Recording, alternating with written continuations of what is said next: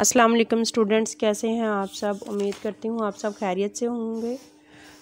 जमात पंजम मैं आपको उर्दू पढ़ाऊँगी। स्काउटिंग जो हमने चैप्टर शुरू किया था वो है उसका सवाल नंबर 5 आज हम करेंगे, और इसके साथ कुछ मशकी सरगर्मियाँ जो हैं उनको भी मुकम्मल करेंगे।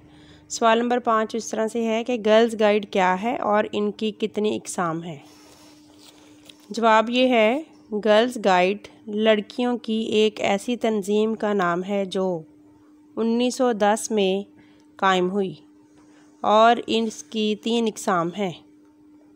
नंबर 1 है junior guide, number 2 girls guide, number 3 senior guide.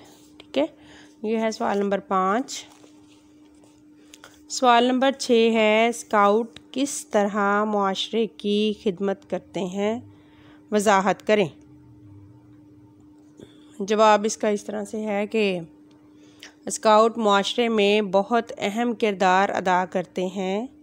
कौमी त्यौहारों पर मुख्तलिफ़ जुलूसों की क़यादत करते हैं। सैलाब और ज़लज़ले जैसी कुदरती आफ़ात और हादसात में लोगों की जानों की हिफाजत करते हैं और उन्हें इब्तदाई तिब्बी इमदाद फ़राहम करते हैं। सवाल नंबर 6 है ये। सवाल नंबर 6 के बाद बच्चों हम करेंगे अगला सवाल है, वो है मंदरजा ज़ैल अल्फाज को जुमलों में इस्तेमाल करें। पहला लफ्ज़ देखा जाए तो वो है मुतारफ़। गर्ल्स गाइड 1910 में मुतारफ़ करवाई गई, इसका जुमला लिखेंगे साथ। दूसरा लफ्ज़ है फ़ाल।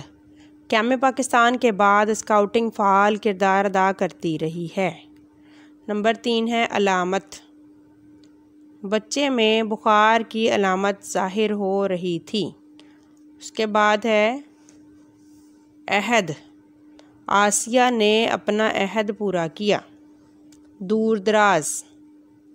कराची में कई लोग दूर दराज के इलाकों से आकर कारोबार करते हैं। उसके बाद लफ्ज़ आता है अलाओ। सर्दियों में अक्सर पहाड़ी इलाकों के लोग अलाओ के गिर्द बैठ जाते हैं। बच्चों ये हमारी सरगर्मी मुकम्मल हुई। इसके बाद अगली जो मशकी सरगर्मी है वो आपका है घर का काम।